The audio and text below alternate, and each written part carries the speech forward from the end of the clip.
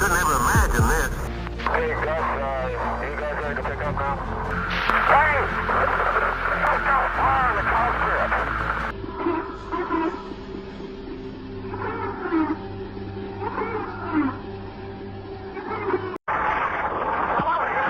We're going there, man. I know!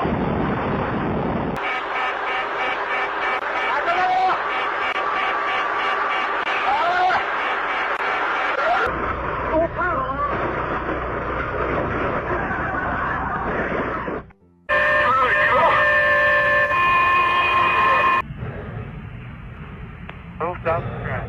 Okay. 60 feet.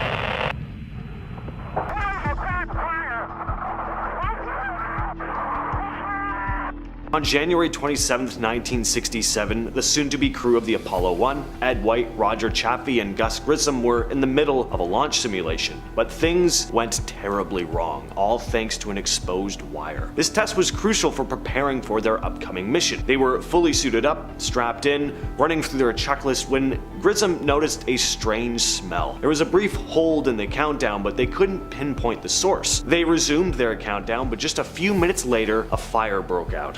The astronauts' frantic voices were heard over the comm. Ed White yelled, "Fire!" And because of the design of the command module and the pure oxygen atmosphere, the flames spread incredibly fast. Ground crews rushed to help, but the thick smoke and toxic gases made it nearly impossible to reach the crew. It took several hours to recover their bodies, which were trapped in the melted materials. Uh-oh. Two words you never want to hear during spaceflight. On January 28, 1986, the Space Shuttle Challenger launched from Kennedy Space Center at 11:38 a.m. It all seemed normal at first, but just 58 seconds into the flight, things took a turn. 9 puffs of smoke were spotted coming from the right solid rocket booster. The problem was that the cold temperatures had messed with the O-rings, which were supposed to seal the joints, and this allowed hot gas to escape, causing serious damage. As the shuttle continued its ascent, a flame broke through the joint of the booster. The crew, unaware of the situation, received a command to go at throttle up. Commander Francis Scobie responded with "Roger" at throttle up. That was the last communication from Challenger. Just moments later, the right booster detached from the shuttle. Pilot Mike Smith's last recorded words were simply, "Uh-oh." The shuttle began to break apart in a catastrophic explosion, scattering debris over the Atlantic Ocean at an altitude of 46,000 feet. The crew cabin, which stayed intact at first, experienced extreme forces during the breakup. Investigations later revealed that some crew members might have actually been conscious after the explosion, as personal oxygen packs had been activated. Rick Husband, the captain aboard the Columbia Space Shuttle, was in communication with ground control during re-entry. The last message they received from him was, quote, "Roger," before he was cut off. The Columbia disaster is one of the darkest moments in NASA's history. On February 1st of 2003, Columbia was set to re-enter the atmosphere after a successful mission. The crew, including 7 astronauts, was busy preparing for landing as the entry flight control team took their positions at mission control early that morning. Everything was going as planned until about 8:44 a.m. when Columbia re-entered the atmosphere at a staggering speed. Unfortunately, the shuttle had sustained damage to its thermal protection system during launch. This damage allowed superheated air to enter the left wing, which began melting the aluminum structure inside. As the shuttle continued to descend, the crew didn't notice that the left wing was losing control because of increased drag, and around 8:53 a.m. things started to go wrong. The shuttle shed pieces of debris, which ground observers saw as these bright flashes in the sky. By 8:58 a.m. the shuttle systems began reporting failures, and just moments later, at 8:59:32 exactly, the communication with Columbia was cut off. What followed was catastrophic. The shuttle broke apart in the atmosphere. All 7 crew members lost their lives. Investigations revealed that the crew had likely experienced a quick depressurization before they could take any protective measures. Houston, we've had a problem. No, I am not misquoting Jim Lovell there. This one is often misquoted, mainly because of the Apollo 13 movie. Apollo 13 is one of the most famous space missions, but not for the reasons everyone was hoping. It was launched on April 11th, 1970. and it started off on track, but about 56 hours into the mission, astronaut Jack Swigert switched on some fans in the oxygen tanks to get better pressure readings, and suddenly there was this loud bang, and power began to flicker. And that's when Swigert calmly reported, "Okay, Houston, we've had a problem here." Fellow astronaut Jim Lovell then repeated this, saying, "Houston, we've had a problem. We've had a main B bus undervolt," whatever that means, and this problem just escalated quickly. The crew realized they were losing oxygen and their power supply was failing. With 2 of their fuel cells out, they were in serious trouble, and the mission's goal shifted from landing on the moon to just getting everyone home alive. And the lunar module, Aquarius, became their lifeboat. They powered it up to preserve the little oxygen and electricity that they had left. As the crew was looping around the moon, NASA engineers worked frantically to kind of find solutions. It was a race against time, but miraculously the astronauts did make it back to Earth on April 17, 1970, splashing down in the South Pacific. In 2003, Yang Liwei, the first Chinese astronaut ever to reach space during the Shenzhou 5 mission, reported this eerie knocking sound on his spaceship. While floating in the silence of space, he started hearing something unsettling, an eerie knocking sound. He described it as, quote, "someone knocking on the body of the spaceship, just like hitting an iron bucket with a wooden hammer." He went on to report that it neither came from outside nor inside the spaceship. He couldn't figure out where the sound was coming from. Curious and understandably a little freaked out, Yang peeked out of the porthole, hoping to figure out what was making this noise, but there was nothing. After returning to Earth, he even tried to recreate the sound, but there was no luck there either. I've always found this case very compelling, just the idea of floating around in space all alone and then hearing something you can't explain. That'd be terrifying. So what, or maybe even who, was knocking on the spacecraft? You'd think space would be silent since sound needs a medium to travel, like air or water. And some experts have said that if it was a knocking sound, something physical might have been hitting the spacecraft. As for what that may have been, who knows? Thank you. Tell everyone it happened. This was the last garbled message sent by astronaut Vladimir Komarov, who perished during the Soyuz 1 mission. On April 23, 1967, the Soviet Soyuz spacecraft was launched, carrying cosmonaut Vladimir Komarov. Things went wrong almost immediately. One of the solar panels failed to unfold, which meant there wasn't enough power for the spacecraft systems. By the time the capsule had completed 13 orbits, the automatic stabilization system was completely out, leaving the manual controls only partially working. And meanwhile, the crew of the Soyuz 2 was preparing for a rescue mission, planning to fix the solar panel, but thunderstorms at the launch site forced them to abort. Mission Control decided to bring Komarov back home after 18 orbits. As the capsule re-entered Earth's atmosphere though, Komarov communicated that everything seemed fine, stating the engine was running for 146 seconds.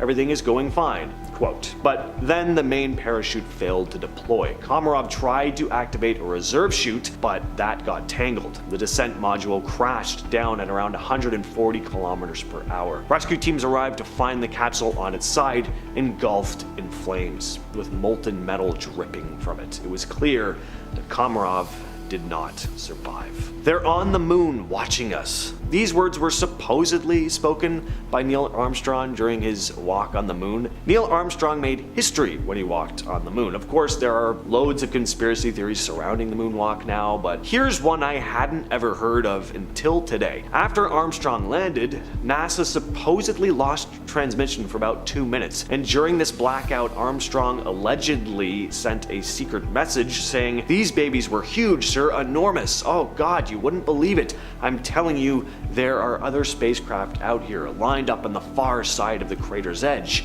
They're on the moon, watching us." I don't know, this one's definitely dubious and it's hard to find other information about it, but hey, if he really did see some strange stuff up there, that would definitely be really cool. The 3 men aboard the Soyuz 11 remain the only astronauts ever to die while still in space. The mission was launched on June 6th of 1971, aiming to dock with the Soyuz space station. The docking process was complex and took over 3 hours, and their mission lasted 22 days, during which time they carried out scientific experiments and live broadcasts. It was far from smooth sailing though. On day 11, a fire broke out in the station, which they fortunately managed to put out. On June 29th, the crew prepared for their return to Earth. Cosmonaut Vladislav Volkov joked with ground control to make sure they had cognac waiting for them down below. This would unfortunately be one of the last messages flight controllers received though. Soon after undocking from Salyut 1, radio communication went silent. When the capsule landed, rescue teams rushed to check on the crew, and unfortunately they found all three cosmonauts, Georgy Dobrovolsky, Viktor Patsayev, and Vladislav Volkov, dead in their seats. It turned out that a ventilation valve had opened during the separation, causing a rapid loss of cabin pressure. This was fatal in less than a minute. The autopsies revealed that they died from asphyxiation and hemorrhaging caused by the vacuum environment. You hear that? That whistling sound? Now, this quote from astronaut Gene Cernan may not be as disturbing as the others on this list. Not really disturbing at all, to be honest, but take a listen to what he's describing. This is audio from the Apollo 10 mission in 1969. Cernan was piloting the lunar module and described an odd whistling sound he was hearing to fellow astronauts John Young and Thomas Stafford. They sound pretty calm and content there. I would have been incredibly freaked out. You're already in space, now you're hearing a weird whistling noise. Is there something wrong with the ship? Is there an alien floating around? I don't know. I'd be pretty freaked out. Shoe leather. That's a quote from astronaut Alan Bean. Not all that terrifying on its own, but shoe leather was the description Bean gave about an odd shiny thing he spotted on the surface of the moon while in space. He had no idea what it was then, and still has no idea today. Neither does anyone else, but you can be damn sure there are some eerie conspiracy theories, mainly that it could be some remnant of alien technology.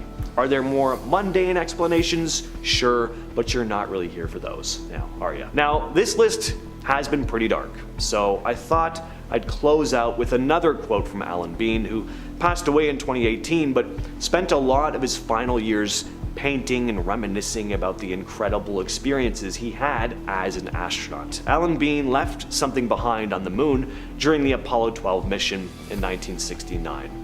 His silver astronaut lapel pin. In the years after the mission, he'd think about that pin often, saying, quote, "When I look at the moon at night, think about that pin up there, just as shiny as it ever was, and someday, maybe somebody will go pick it up." Michael J. Adams was an astronaut who flew the X-15 rocket plane, a cutting-edge aircraft at the time. His last flight was on November 15th, 1967. He reached an altitude of 266,000 feet, but when the nose of the X-15 veered off course by 15 degrees as he descended, the aircraft went into a dangerous spin. It was chaotic, with the plane experiencing extreme forces, over 15 Gs vertically and 8 Gs laterally. Just 10 minutes after launch, Adams announced, "I'm in a spin," before the X-15 broke apart, killing him instantly. After the accident, search teams tried to recover evidence from the wreckage. The cockpit camera was retrieved, which recorded the flight, but the film inside was missing. Eventually it was found though, allowing the investigators to learn exactly what happened during his final moments. Final ILS-24 was the last radioed transmission sent by Elliot C. before he died in a tragic accident along with fellow NASA astronaut Charles Bassett. On February 28, 1966, an accident occurred at Lambert Field in St. Louis, Missouri. Elliot C. and Charles Bassett were on a routine training flight of a NASA Northrop T-38 Talon. C was piloting the jet, and Bassett was in the rear seat, while another T-38 carried their backup crew, Tom Stafford and Eugene Cernan. After taking off from Ellington Air Force Base in Texas, they ran into trouble as they approached St. Louis. They missed their landing marker and overshot the runway. C tried to land on the southwest runway. As he descended, the plane dropped too far left, and he activated the afterburner to gain altitude while turning right. Unfortunately, at 8:58 a.m., the jet crashed into the roof of McDonnell Aircraft's Building 101, where the Gemini spacecraft was being assembled. The T-38 lost its right wing and cartwheeled into a parking lot. Both astronauts died instantly from the impact. C was found ejected from the cockpit, still strapped to his seat. Bassett's body was discovered later in the building. The crash also injured 17 McDonnell employees. American test pilot Michael Aylesbury died in 2014 during a test flight, his last words being "pitch up" moments before the accident. On October 31st, 2014, the VSS Enterprise, a Spaceship 2 experimental space vehicle, crashed into the Mojave Desert. The flight, known as Powered Flight 4, was the first powered test in 9 months and aimed to test a new hybrid rocket engine using nylon fuel instead of rubber. The VSS Enterprise was piloted by Peter Seibold and co-piloted by Michael Aylesbury. After being released from its carrier aircraft, VMS Eve, the space plane fired its engine as planned. Just 11 seconds into the flight, though, the Enterprise broke apart, creating a massive debris field stretching 35 miles. Witnesses reported seeing a parachute before the crash. Tragically, Aylesbury was killed in the incident, while Seibold survived with serious injuries and was transported to a nearby hospital. Seibold managed to escape the wreckage and was parachuted to safety. It was a rare given the circumstances. He reported that the aircraft broke apart around him, but his parachute deployed automatically after he unbuckled his seat. In 1966, during the Gemini 8 mission, David Scott radioed to ground control after a seemingly successful dock, stating, quote, "Flight, we are docked. Yes, it's really a smoothie." Little did he and Neil Armstrong know that things were about to be the exact opposite of smooth. Gemini 8 was launched on March 16, 1966. It was going to be a historic flight, the first ever docking in space, where the Gemini spacecraft would link up with an Agena target vehicle. The plan was for astronauts David Scott and Neil Armstrong to spend 3 days in space doing experiments and a spacewalk. Well, shortly after docking, Scott and Armstrong noticed the spacecraft was starting to roll uncontrollably. Armstrong tried to stabilize using its thrusters, and it stopped for a moment, but then it started rolling again. Out of communication range with mission control, they had to make a quick decision. They realized that the high spin rate could damage the spacecraft or even cause the Agena to explode, so they undocked from it. But without the added weight of the Agena, the Gemini began to spin even faster. Unfortunately, they'd used up a lot of their reentry fuel while stabilizing the spacecraft, so they had to cut the mission short and make an emergency landing. Scott later praised Armstrong, stating the guy was brilliant. He knew the system so well, he found the solution, he activated the solution under extreme circumstances. It was my lucky day to be flying with him. On July 16, 2013, Italian astronaut Luca Parmitano's spacewalk of the ISS was cut short when he reported that water was filling up his spacesuit. As he was working outside, water started leaking into his helmet. Total nightmare scenario. But not only was his helmet filling with water, but it was floating around and blocking his vision, made it hard to hear because of the weightlessness in space. Parmitano ended up spending just over an hour outside, making it one of the shortest spacewalks in ISS history. He later said, "I started going back to the airlock and the water kept trickling. It completely covered my eyes and my nose. It was really hard to see. I couldn't hear anything. It was really hard to communicate. I went back using just memory, basically going back to the airlock until I found it." Fortunately, he made it back inside the ISS safely, but the experience, understandably, left him pretty shaken. Charles Conrad famously described the Apollo 12 mission as, quote, "a small step for Neil, but a long one for me." And at no time was that more clear than when not one, but 2 lightning strikes hit the shuttle on takeoff. Terrifying. On November 14th, 1969, Apollo 12 launched from Kennedy Space Center at 11:22 a.m. Things were looking kinda ominous though. There were dark clouds overhead, heavy winds. I'd be uneasy getting on a plane in conditions like that, let alone a rocket heading to space. Just over 35 seconds into liftoff, the Saturn V rocket was struck by lightning, causing a voltage surge that knocked out all 3 fuel cells, leaving the spacecraft to run solely on its batteries, which weren't powerful enough for all the systems. And then a second lightning strike hit 52 seconds into takeoff, taking out what's called the 8-ball attitude indicator. They were worried that the lightning might have affected the command module's parachutes. It was too late to really do anything about it though, so they just kept that information from the crew. Luckily, in the end though, the parachutes deployed just fine, and the Apollo 12 mission was a success. Theodore Freeman was an American astronautical engineer and test pilot who became a NASA astronaut in 1963. Sadly, he was the first astronaut to lose his life when his T-38 jet crashed on October 31st, 1964. On that day, Freeman was flying back to Houston after some training in St. Louis. The flight was delayed thanks to fog, which turned out to be partially responsible for the accident. Now, as he approached Ellington Air Force Base, a flock of geese was reported in the area. One of these geese struck the left side air intake of his craft, causing the engine to flame out. With the engine out, Freeman tried to land on the runway but realized he was too low and might hit nearby military housing. So he banked away from the runway and prepared to eject. But unfortunately, because the jet was nosing down, he ejected nearly horizontally. His parachute failed to deploy in time, and he died on impact. Freeman knew the risks that came with being an astronaut though, and despite these risks, he was passionate for his work. To quote him, "We don't look on this as dangerous work. It's about the most fascinating job I could imagine. Too much pain. Do something please to kill the pain." These were the last words spoken by Valentin Bondarenko, a Soviet fighter pilot who was selected as a cosmonaut in 1960. March 23, 1961, he was on a 15-day endurance experiment inside a low-pressure altitude chamber in Moscow. The chamber had an atmosphere that was at least 50% oxygen, making it highly flammable. On the 10th day of this experiment, after finishing all his tasks for the day, Bondarenko removed some monitoring sensors from his body. Then he started using an alcohol-soaked cotton ball to clean his skin. He tossed it aside without thinking, and it happened to land on a hot plate he was using to brew tea. The cotton ignited, and when Bondarenko tried to put out the small fire with his sleeve, he caught on fire almost immediately. The chamber was under pressure, and it took nearly half an hour for a doctor to open the door to get to him. By the time help arrived though, Bondarenko had suffered severe burns over most of his body. He died from shock 16 hours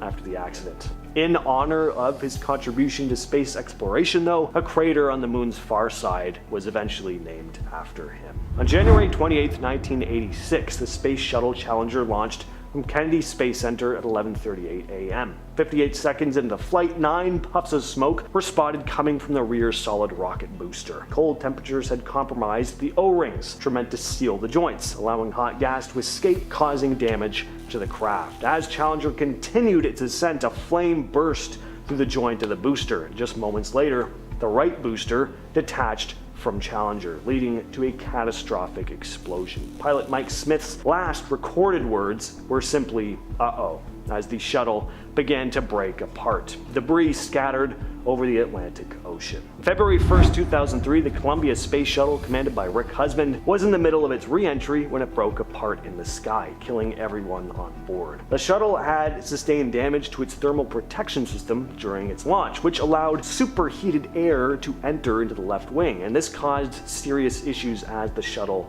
descended, leading to increased drag and loss of control. Around 8:53 a.m., the shuttle started shedding all this debris. By 8:58, the shuttle systems began reporting multiple failures. Just a minute later, communication with Columbia was abruptly lost. Rick Husband's last recorded words were a simple "Roger, before the connection cut off. Columbia broke apart in the atmosphere, resulting in the loss of all 7 crew. Coming in at number 10 is Vladimir Komarov. Vladimir Komarov was the first astronaut who died directly in space. This was the first mission of the Soviet Soyuz 1 spacecraft on the 23rd of April 1967. Komarov was supposed to test the ship name in manned mode and conduct the world's first docking in space with another Soyuz 2 spacecraft. However, the plan never succeeded, and Komarov became the first astronaut lost in space. After the launch of the Soyuz 1 spacecraft into orbit, one of the 2 solar panels did not open, and the spacecraft began to lack electricity for the correct system operations. Komarov tried to open the panel by spinning the ship around its axis, but this did not help. Due to the malfunction, the launch of Soyuz 2 was cancelled, and the flight of Soyuz 1 was terminated ahead of schedule. The spacecraft successfully deorbited, but after re-entry for unknown reasons, the parachute system failed. As a result, the descent vehicle hit the ground at a fast speed, which resulted in the astronauts' instant death. As a result, the parachute system was modified and the shortcomings were eliminated. Number 9. Hylian myth. Even though Komarov's death is considered to be the starting point of space travel deaths, there is a myth that he was not the first astronaut lost in space. An American science fiction writer, Robert Hylian, claimed that a similar incident took place even before Gagarin's flight into space. On May 15, 1990, the USSR launched the Vostok 1 1KP prototype into orbit. The goal was to test the altitude control systems and the declaration engine to make sure that the ship was able to go into a descent path on the MCC command. However, the flight ended in failure. 1KP rose to a higher orbit and got stuck there for many years. Allegedly, the ship did not have life support systems, but many believed it was manned. The Western press wrote that the pilot, Gennady Zavodesky, was on board. Such a person really existed, but at that time he was not part of the Soviet astronaut team, and Hylian claimed that Soviet citizens told him about the astronaut during his visit to USSR. However, I cannot, in all fairness, prove the myth by adding this alleged death to the question of has anyone been lost in space. Number 8. Clifton Williams. Clifton Williams was an American naval aviator, test pilot, mechanical engineer, major in the US Marine Corps, and a NASA astronaut who was killed in a plane crash. To be clear, he never went into space, but this was part of the space program. The crash was caused by a mechanical failure to a NASA T-38 jet trainer, which he was piloting to visit his parents in Mobile, Alabama. The failure caused the flight controls to stop responding, and although he activated the ejection seat, it did not save him. The aircraft crashed in Florida near Tallahassee within an hour of departing Patrick AFB. Number 7. X-15 Flight 191. During X-15 Flight 191 on November 15, 1967, Michael J. Adams had his 7th flight and the plane had an electrical problem followed by control problems at the apogee of its flight. Adams was an American aviator, aeronautical engineer, and USAF astronaut. He was one of the 12 pilots who flew the North American X-15, an experimental space plane jointly operated by the Air Force and NASA. On November 15, 1967, Adams flew X-15 Flight 191, also known as X-15 Flight 36597, aboard the X-15-3, one of the 3 planes that X-15 had in its fleet. Flying to an altitude above 50 miles, Adams qualified as an astronaut, according to the United States definition of the boundary of space. Moments later, the aircraft broke apart, killing Adams and destroying the X-15-3. He was the first American space mission fatality by the American Convention. Number 6. Apollo 1. Apollo 1, initially designed as AS-204, was intended to be the first crewed mission of the Apollo program, the American undertaking to land the first man on the moon. It was planned to launch on February 21, 1967, as the first low Earth orbital test of the Apollo Command and Service Module. During a plugs-out test of the Apollo hardware, which its first version could be charitably described as a flying turd, a combination of factors including overpressure, pure oxygen environment, an egress hatch that opened inward, and excessive Velcro and other flammable material, plus a spark from somewhere under the astronauts' couches caused a cabin fire. This happened during a launch rehearsal test at Cape Kennedy Air Force Station Launch Complex 34 on January 27th, and it killed all 3 crew members. 3 astronauts were killed, likely by inhalation of toxic fumes from the Velcro burning quickly. Number 5. Soyuz 11. Vlad Vlokov, Gregory Dobrovolsky, and Viktor Palsov all died in space during the Soyuz 11 mission on June 30th, 1971. The astronaut crew successfully docked with the Salyut 1 orbital station and began its reactivation. On the 11th day of the mission, a fire broke out in the station, so it had to be abandoned. On June 29th, Soyuz 11 successfully undocked and began deorbiting. However, shortly after the separation from the ship, communication with the astronaut crew was interrupted. The descent vehicle landed successfully in the assigned area, but the rescue team found the astronauts dead. It was found that the astronaut death occurred as a result of depressurization and abrupt onset of decompression sickness. The astronauts tried to eliminate the air leak, however, in the extreme conditions of the fog that filled the cabin after depressurization, severe pain throughout the body, and loss of hearing due to burst eardrums, the astronauts did not immediately establish the cause of the leak and simply did not have enough time to save themselves. Number 4. Valentin Bondarenko Bondarenko. Valentin Bondarenko was a Soviet fighter pilot selected in 1960 for training as a cosmonaut. During a 15-day endurance experiment in a low-pressure altitude chamber with at least 50% oxygen atmosphere, Bondarenko, having completed work for the day, removed monitoring biosensors from his body and washed his skin with an alcohol-soaked cotton ball, which he then discarded. The cotton ball landed on an electric hot plate, which he was using to brew a cup of tea. The cotton ignited, and Bondarenko tried to smother the flames with the sleeve of his woolen coveralls, which caught fire in the chamber's oxygen-rich atmosphere. Because of the pressure difference, it took a watching doctor nearly half an hour to open the chamber door. Bondarenko's clothing was burned until almost all the oxygen in the chamber was used up, and he had suffered third-degree burns over most of his body. The attending physician at Botkin Hospital, surgeon and traumatologist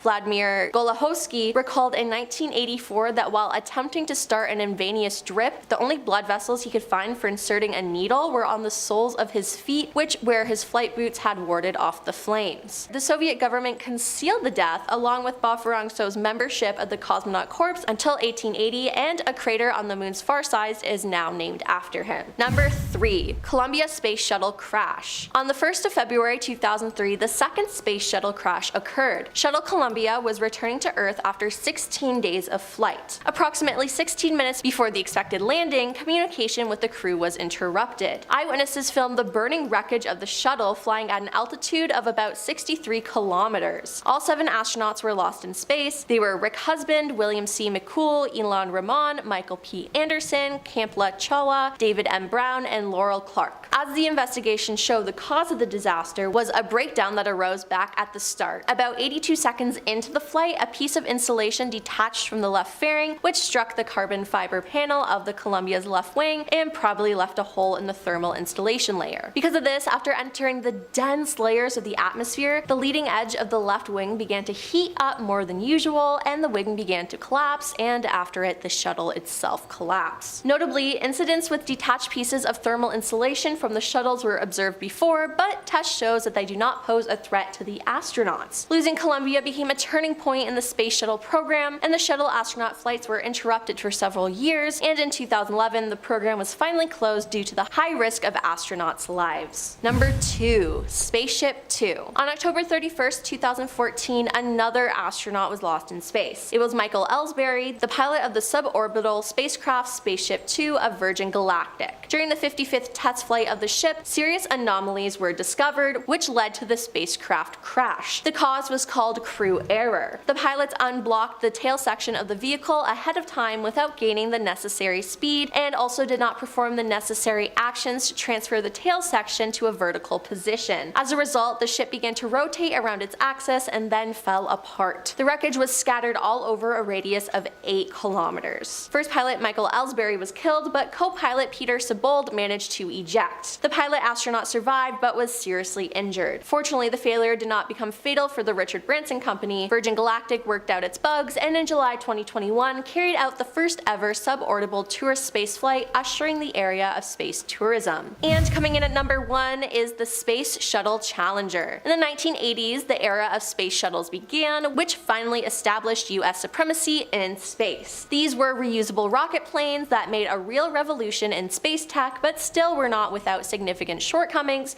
which eventually became the cause of the biggest space travel disasters. Due to scheduling issues with what had been called GO fever, STS-51L launched in suboptimal temperatures on January 28, 1986. The cold weather weakened the O-rings that sealed each section of the tall, white solid rocket booster segments and prevented the exhaust gases from shooting out of any direction but down. The seals failed over approximately 26 degrees of the arc on the starboard side of the SRB and the lowest of 4 segment joints. Exhaust flames escaped through the breach, pushing the SRB into the large rust-colored external tank. The starboard off strut then connected the SRB to the ET was pushed into the hydrogen tank, which shot up through the intertank into the oxygen tank. This destroyed the ET structure entirely. The orbiter survived this event, but because of its orientation to the free flow aerodynamic forces, quickly disintegrated the orbiter. The crew compartment survived the breakup, and when recovered, it was discovered that several switches had been moved from their launch normal positions, indicating that the crew was conscious for some time after the breakup and tried to recover. The crew compartment impacted the ocean surface at a terminal velocity which was far too fast to survive, and all 7 members of the crew passed away. These members were F. Richard Scorby, Michael J. Smith, Ronald McNair, Elson Orzinka, Judith Resnick, Gregory Jarvis, and Krista McClough. To this day, it is still unknown whether the astronauts were conscious at the time of impact, although it's judged unlikely.